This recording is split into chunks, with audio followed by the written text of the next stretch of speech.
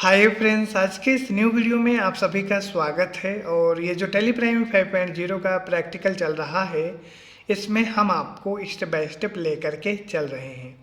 और आज के इस वीडियो में हम जनरल एंट्री और कंपाउंड एंट्री अपने टेली प्राइम में करने वाले हैं। तो चलिए वीडियो को शुरू करते हैं और सारी चीज़ें प्रैक्टिकल करके समझते हैं। मेरा नाम विजय है और आप देख रहे हैं टेली प्राइम सीरीज का लेक्चर नंबर 48। यहाँ पर हम आपके प्रैक्टिकल के लिए एक पीडीएफ बनाए हैं जिसमें कि हमने कुछ जनरल एंट्री ली हैं। अगर आपको ये पीडीएफ चाहिए तो इसी वीडियो के डिस्क्रिप्शन में टेलीग्राम ग्रुप का लिंक मिल जाएगा, आप वहाँ से इस पीडीएफ को डाउनलोड कर सकते हैं। अदरवाइज आप वीडियो में देखकर भी प्रैक्टिकल कर सकते हैं। प्रैक्टिकल शुरू करने से पहले हम आपको यहाँ पर यह भी बताना चाहेंगे कि हमारी जनरल एंट्री कौन सी होती हैं और कंपाउंड एंट्री हम किन को बोलते हैं। तो इसको समझ लेते हैं। जो हमारी जनरल एंट्री होती हैं, बेसिकली जो हमारी receipt voucher entry, payment voucher entry, Contra voucher entry, तो इस प्रकार की जो हमारी एंट्री होती हैं उनको हम जनरल एंट्री के श्रेणी में रखते हैं। अब हम कंपाउंड एंट्री को समझ लेते हैं। जैसे कि आप किसी भी वाउचर में एंट्री करते हैं, जैसे कि पेमेंट वाउचर, रिसिप्ट वाउचर। अगर आप पेमेंट वाउचर में एंट्री करते हैं तो वहाँ पर आपको एक लेजर को डेबिट करना होता है और एक लेजर को क्रेडिट करना होता है। तो ये हमारी जनरल और एक सिंपल सी एंट्री हो जाती है। लेकिन वहीं पर अगर आप कंपाउंड एंट्री को समझेंगे तो वही एंट्री में आप अगर एक से अधिक अकाउंट को अगर डेबिट कर रहे हैं, जैसे कि अगर आप एक पेमेंट की एंट्री कर रहे हों और उसमें आपने 2 या 3 लेजर को डेबिट किया और बाद में एक लेजर को क्रेडिट कर दिया, या फिर आप 2-3 लेजर को क्रेडिट कर दिए और एक लेजर को डेबिट कर दिए, तो इस प्रकार से अगर आप एंट्री करते हैं तो वहाँ पर इस एंट्री को हम कंपाउंड एंट्री बोलते हैं। मतलब कि एक से अधिक डेबिट या एक से अधिक क्रेडिट जिस ट्रांजैक्शन में होते हैं वहाँ उस एंट्री को हम कंपाउंड एंट्री कह सकते हैं। तो चलिए आज के इस वीडियो में हम पूरा प्रैक्टिकल करके समझेंगे। तो चलिए वीडियो को शुरू करते हैं। रिक्वेस्ट है, अगर आप हमारे चैनल में नए हैं तो चैनल को सब्सक्राइब और वीडियो को भी लाइक कर दीजिएगा, क्योंकि ऐसे ही कंटेंट आपको मिलते रहेंगे। तो यहाँ पर हमारी जो फर्स्ट एंट्री है, यहाँ पर 2 तारीख में हमको, मतलब कि 2 दिसंबर में हमको यहाँ पर अपने एक पार्टी से पैसे रिसीव हो रहे हैं बाई चेक। और यहाँ पर दूसरी एंट्री में हमने यहाँ पर अपने एक पार्टी को पैसे पेमेंट किया हुआ है। ठीक है, तो पहली एंट्री हमारी रिसिप्ट वाउचर की है और दूसरी एंट्री हमारी पेमेंट वाउचर की है, और हमारी जो थर्ड एंट्री है ये भी हमारी पेमेंट वाउचर की ही है, जिसमें हमने अपने एक पार्टी को पेमेंट किया हुआ है। ठीक है, और इसके बाद में जो हमारी 4 और 5 नंबर एंट्री है वह भी हमारी पेमेंट वाउचर की एंट्री है, जिसमें कि हमने अपने कुछ एक्सपेंसेस पे किए हैं और अपने एम्प्लॉय की सैलरी दी है। तो यहाँ पर हमने जो एंट्री ली है, एक हमारी रिसिप्ट वाउचर की एंट्री है और 4 हमारी पेमेंट वाउचर की एंट्री है। तो इसी में हम अपनी एक सिंपल एंट्री करके भी देखेंगे और इसके बाद में फिर हम अपनी कंपाउंड एंट्री भी करेंगे, जिसमें हम एक से अधिक अपने पार्टी के लेजर को डेबिट या फिर क्रेडिट करने वाले हैं। तो चलिए अब हम देख लेते हैं। लेकिन उससे पहले हम अपने टेली प्राइम में अपने आउटस्टैंडिंग की रिपोर्ट देखेंगे, क्योंकि हमारे एक व्यूवर्स का कमेंट भी आया था कि हम आउटस्टैंडिंग रिपोर्ट कैसे देखते हैं। तो उसको हम समझ लेते हैं। आउटस्टैंडिंग जो हमारी रिपोर्ट होती है उसमें हमारे संडी डेबिटर और संडी क्रेडिटर की रिपोर्ट हम देखते हैं कि किन से हमको कितना पैसे लेना है या फिर हमको किन को कितने पैसे देना है। वह हम ग्रुप वाइज भी देख सकते हैं, लेजर वाइज भी देख सकते हैं। तो चलिए हम अपने टैली में चलते हैं और सारी चीज़ें समझते हैं। तो यहाँ पर हमने अपने टैली को ओपन किया हुआ है और अपनी जो VSGC इलेक्ट्रॉनिक्स ट्रेडिंग नाम की कंपनी है उसको भी सिलेक्ट किया हुआ है। अब हम अपनी F2 से यहाँ पर डेट जो है 1/12 लगा देंगे। ठीक है, हम पहले अपनी आउटस्टैंडिंग रिपोर्ट देखेंगे, जिसके लिए आपको अपने कीबोर्ड से D प्रेस करना है, डिस्प्ले मोर रिपोर्ट, और इसके बाद में यहाँ पर आपको स्टेटमेंट ऑफ अकाउंट में, ठीक है, आना है। इसके बाद में यहाँ पर आपको ऊपर में ही एक ऑप्शन मिलेगा आउटस्टैंडिंग, इसमें आपको क्लिक करना है। तो यहाँ पर आपको जो रिसीवेबल है, रिसीवेबल में आपकी जो रिपोर्ट होगी जिससे आपको पैसे लेना है, जो आपके संडी डेबिटर होते हैं। ठीक है, तो जितने भी हमारे पेंडिंग बिल पड़े होंगे हमारे संडी डेबिटर के, वो आपको रिसीवेबल में मिल जाएंगे। तो यहाँ पर हमारे कुछ बिल पड़े हुए हैं जो कि हमारे सूर्या इलेक्ट्रॉनिक्स के हैं, तो यहाँ पर आप देख सकते हैं।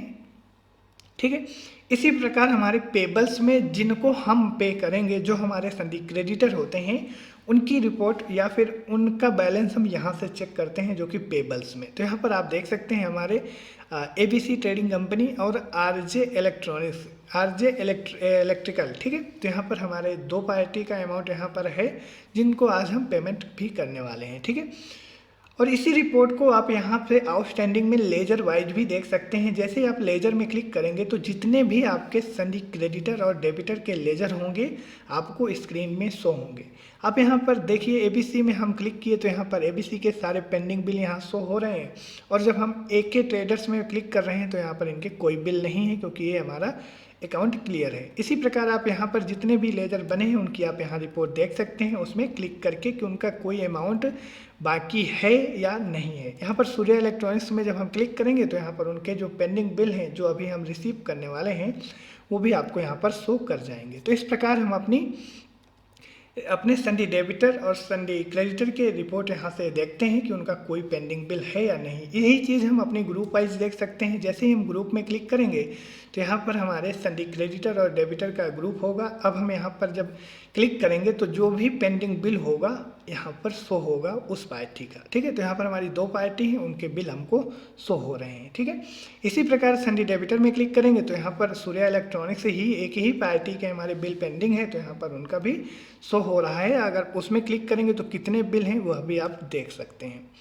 तो इस प्रकार से हम अपनी आउटस्टैंडिंग की रिपोर्ट देखते हैं, जिसमें कि आपको डिस्प्ले मोर रिपोर्ट में आना है, और यहाँ पर स्टेटमेंट ऑफ अकाउंट में और आउटस्टैंडिंग में यहाँ पर आप receivable, payable, ledger wise, group wise अपनी रिपोर्ट देख सकते हैं। रिपोर्ट का मतलब वही अमाउंट शो होगा जो कि आपका पेंडिंग होगा, ठीक।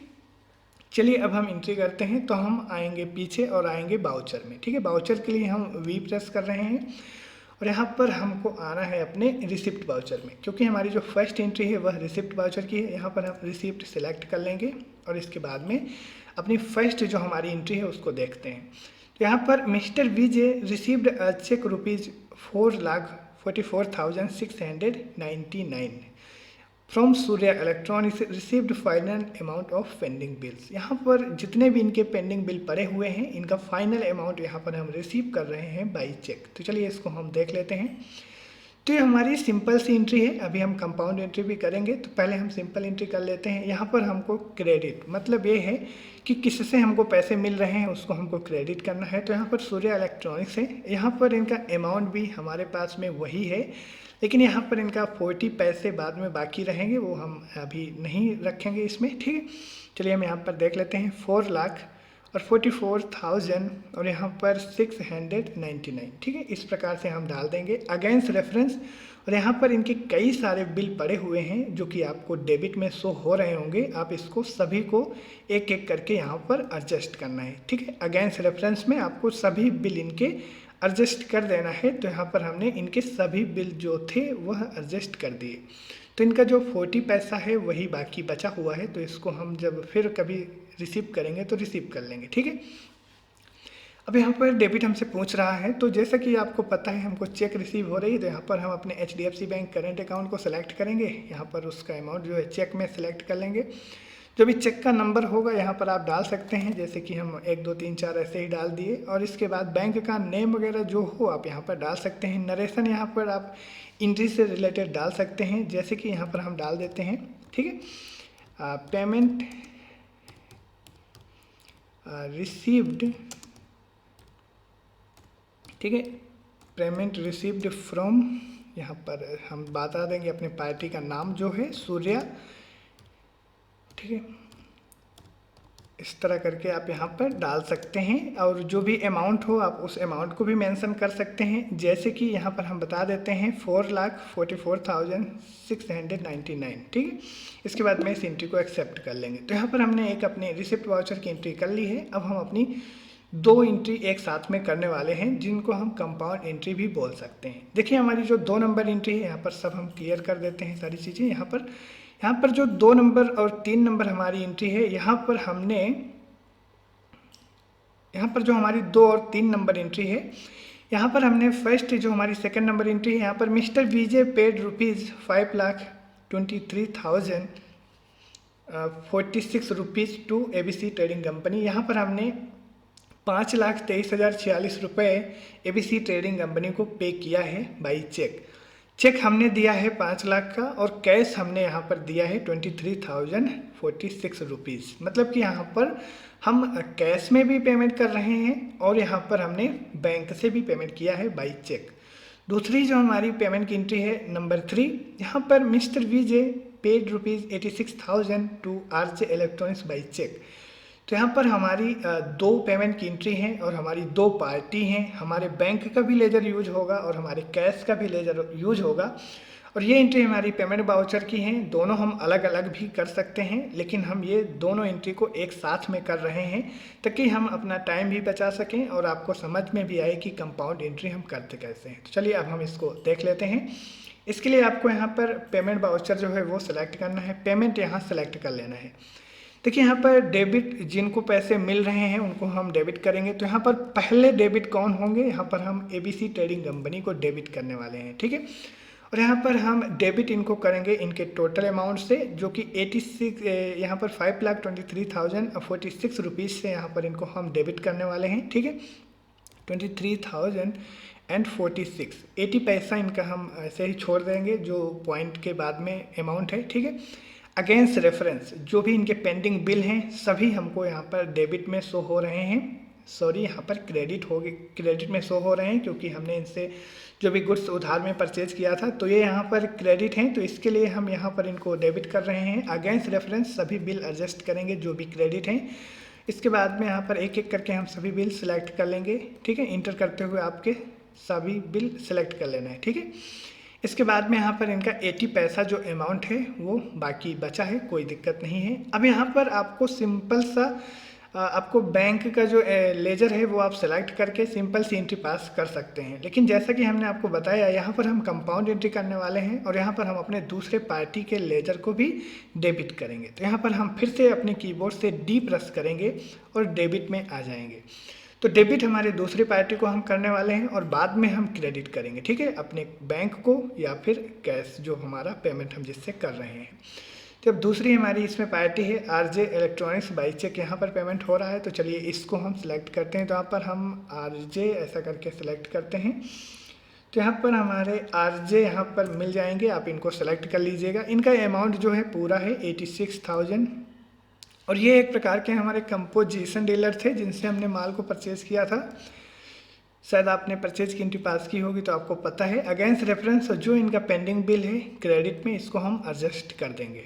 देखिए यहाँ पर हमने अपने दोनों पार्टी का जो लेजर था उसको डेबिट कर दिया है। अब हम अपने क्रेडिट में सिंपल सी पहले हम अपने कैश को सिलेक्ट करेंगे, ठीक है। कैश में हम पहले बता देंगे कि हम अपने कैश से कितना पेमेंट कर रहे हैं। तो यहाँ पर हम कैश सेलेक्ट कर लेते हैं। पहले यहाँ पर हम कैश सेलेक्ट करेंगे, ठीक है। तो कैश से हम कितना पेमेंट कर रहे हैं यहाँ पर हम देख लेते हैं। कैश से यहाँ पर हमारी जो फर्स्ट वाली एंट्री है यहाँ पर आप देख सकते हैं 23,046 रुपीज़। तो पहले हम कैश यहाँ पर बता देते हैं 23,046, ठीक है। इस प्रकार से यहाँ पर जो रेड में अमाउंट आ रहा था, क्योंकि कैश में हमारे इतना अमाउंट ही नहीं था कि ये सारा हम पेमेंट कर सकें, इसके लिए रेड में यहाँ पर शो हो रहा था। जैसे ही हमने कैश को 23,046 रुपीज़ से यहाँ पर क्रेडिट किया तो यहाँ पर आप देख सकते हैं फिर से हमारा क्रेडिट पूछ रहा है। तो यहाँ पर हम अपने HDFC करंट बैंक अकाउंट को कर लेंगे, ठीक है। इंटर करते हुए हम आगे बढ़ेंगे और यहाँ पर हमको चेक जो है वो बता देना है, ठीक है। और यहाँ पर आपको एक चीज़ भी बताना है कि यहाँ पर हम ABC ट्रेडिंग कंपनी को कितने का चेक दे रहे हैं। तो यहाँ पर हम इनको कितने का चेक दे रहे हैं वो हम देख लेंगे। तो यहाँ पर हम जो चेक दे रहे हैं इनको 5 लाख का, ठीक है। यहाँ पर आप देख सकते हैं सिंपली 5 लाख का यहाँ पर हम चेक दे रहे हैं इनको। तो ABC ट्रेडिंग कंपनी यहाँ पर सिलेक्ट है, यहाँ पर हम इनको 5 लाख बताएंगे, 1 2 3, ठीक है। इस प्रकार से जैसे ही हम इंटर करते हुए आगे बढ़ेंगे तो यहाँ पर चेक नंबर जो भी होगा आप यहाँ पर डाल देंगे, ठीक है, इस प्रकार। और इसके बाद में इंटर करते हुए नीचे आएंगे।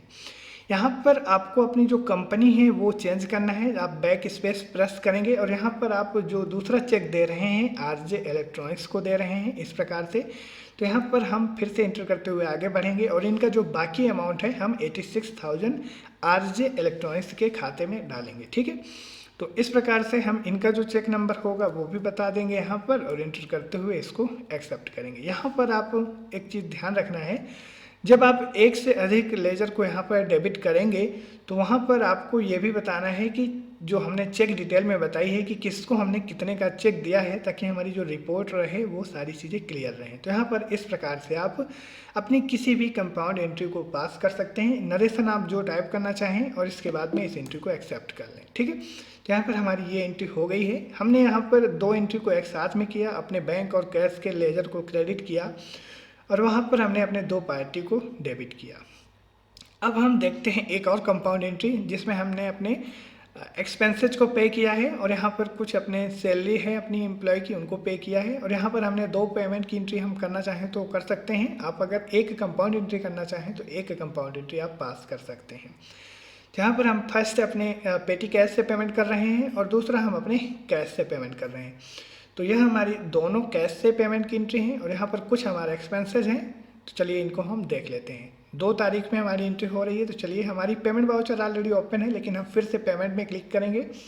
यहाँ कैश पेमेंट हमको सिलेक्ट कर लेना है। ठीक है, इंटर करते हुए हम नीचे आएंगे। यहाँ पर इसको हम चेंज करना चाहें तो चेंज कर लें, जैसे कि 10 हम यहाँ डाल देते हैं। 11 हमने यूज किया होगा, इसके लिए आ रहा है। चलिए 14 डाल देते हैं। यहाँ पर डेबिट, देखिए जो भी आपके डेबिट हैं एक्सपेंसेस होंगे सारे, तो यहाँ पर हम अपने सभी एक्सपेंसेस को डेबिट करने वाले हैं। ठीक है, तो यहाँ पर हम पहले अपने शॉप रेंट को कर देते हैं डेबिट। ठीक है, तो शॉप रेंट हमारा कितना है, यहाँ पर 3000 रुपये है और यहाँ पर इलेक्ट्रिसिटी बिल जो है वो भी है।